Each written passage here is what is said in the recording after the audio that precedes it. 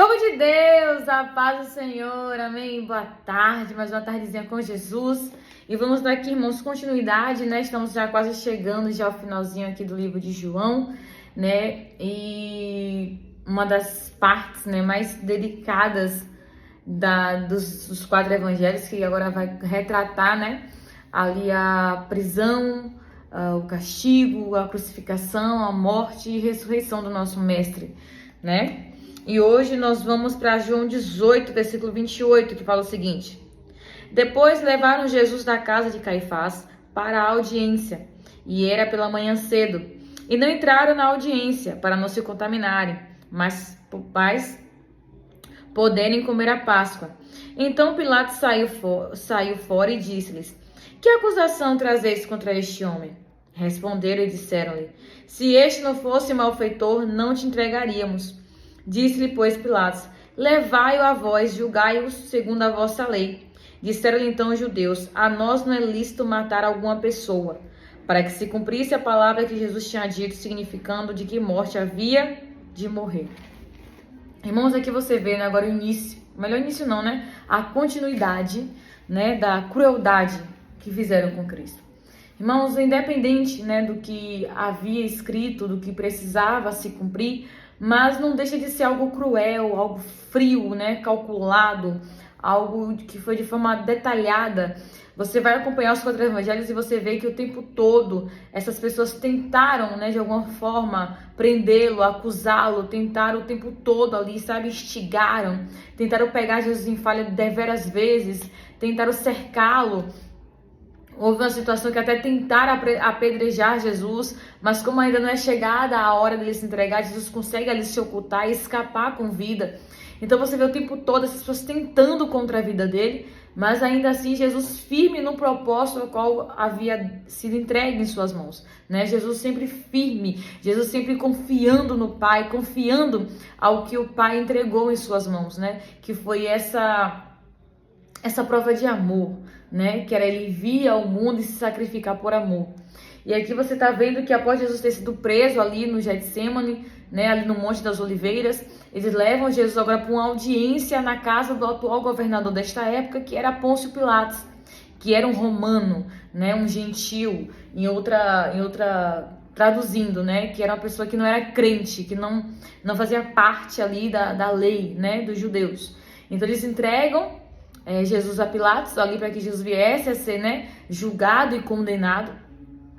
Só que você vê, né, ó que coisa, uma pessoa ímpia, uma pessoa que não temia e não conhecia direito as leis de Deus, se sente ali, como é que eu posso dizer, um pouco resistente, né, em aceitar aquele julgamento, em dar seguimento àquele julgamento, até porque de início você já vê que era algo, né, fora do comum, fora do real, não tinha nada a qual viesse acusar Jesus, eles não tinham nada, né, que de fato assim, pegamos ele nisso, algo que valesse talvez até o tempo de Pilatos para fazer aquele julgamento, né? Você vê que de início Pilatos ele resiste um pouco, ele conversa, ele debate, você vê que ele devolvendo Jesus aos judeus, dizendo o seguinte: ei, já que ele é judeu, já que ele faz parte do povo de vocês, pegue ele e julgue segundo a lei de vocês, né? Aí você vê aqui, que coisa, né? De início você vê que João fala que os judeus que levaram Jesus ali para ser condenado não entram na casa, né, de Pôncio Pilatos, onde Jesus estava sendo julgado, porque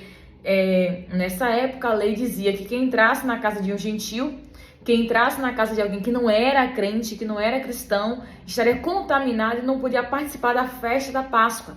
Então eles ficam no pátio, ficam do lado de fora, Jesus do lado de dentro, Pôncio Pilatos sai para conversar com eles, mas olha que coisa.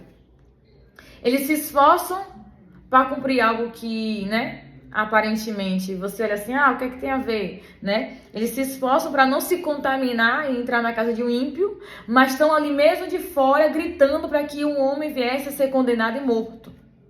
Que coisa, né? Cumpre a lei de um lado, mas não cumpre do outro, né? Tenta ser crente de um lado, mas não é crente do outro, irmãos. E às vezes não é diferente, às vezes na nossa realidade, né? Muitos de nós, não agregando a todos, e alguns, não, uma parcela de crente, né, simpatizante, que conhece a palavra, enfim, às vezes, consegue cumprir determinados mandamentos, mas outros não conseguem cumprir. Consegue fazer de um lado, mas não faz do outro. Obedece de um lado, mas não obedece do outro. Irmãos, a Bíblia, ela não é parcelada. Ela não tem que ser obedecida de forma parcelada, ela não tem que ser cumprida de forma parcelada, não. Ela tem que ser obedecida e cumprida como um todo. Até porque a palavra do Senhor é nossa bússola, a palavra do Senhor é a nossa direção, é o nosso pão da vida, é a nossa água que sacia, né? A nossa sede espiritual, física, emocional, enfim. A palavra do Senhor é aquela que nos alimenta, irmão, que nos levanta, que nos fortalece, que nos encoraja. Então não tem porquê eu estar cumprindo a palavra do Senhor pela metade, não tem porquê eu estar obedecendo aquilo que me convém, né? Ou usando a palavra a meu favor naquilo que me convém. Não, eu tenho que obedecer até naquilo que eu acho que vai me expor, aquilo que vai me confrontar, aquilo que vai, né, me empurrar. Até isso eu preciso obedecer, porque é a palavra de Deus. Então aqui você vê eles cumprindo de um lado e não cumprindo do outro.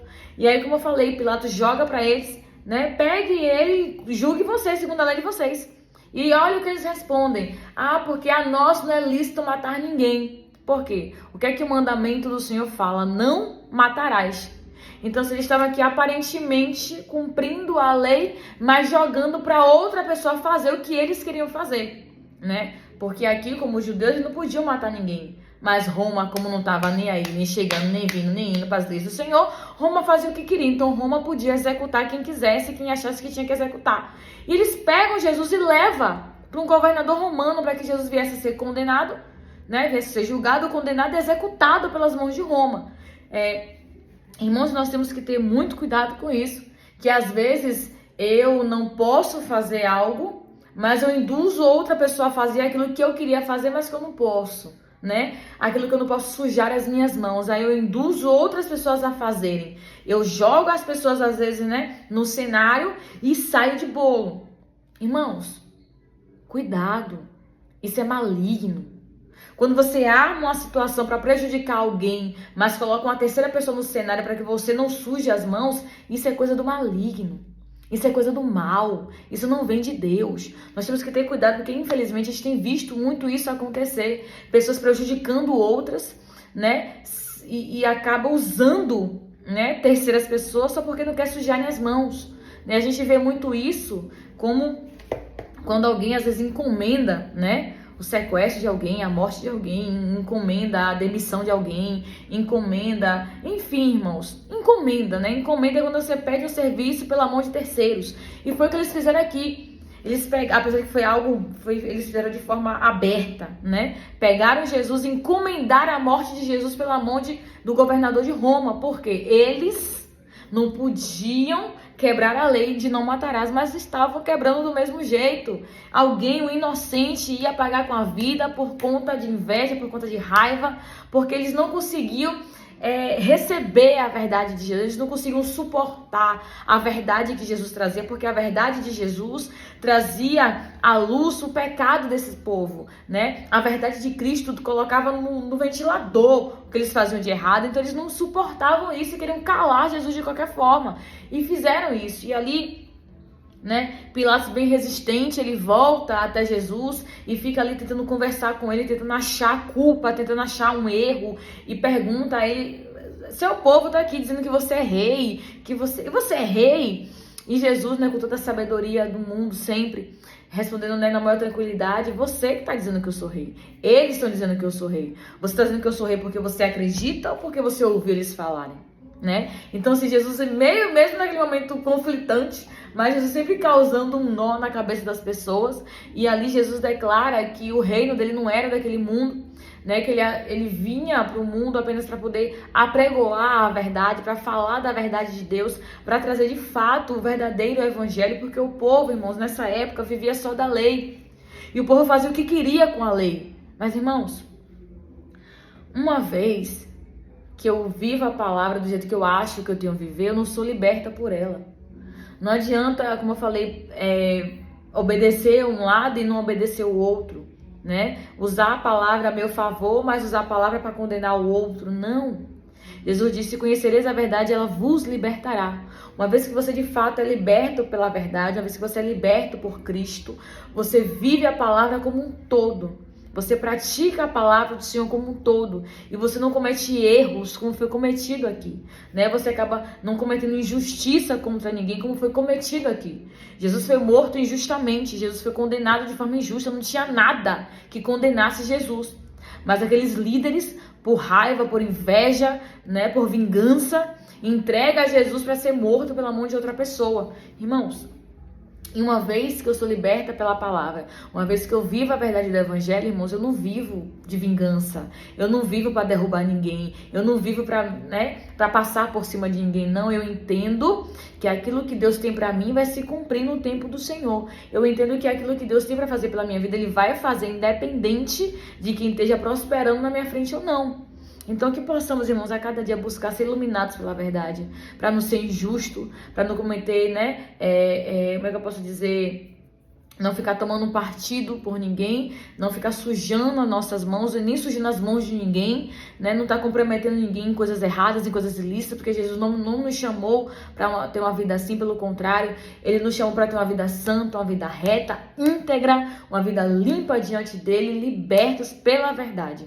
Irmãos, que nessa tarde possamos ter um encontro com essa verdade. Amém? Deixa eu orar por você.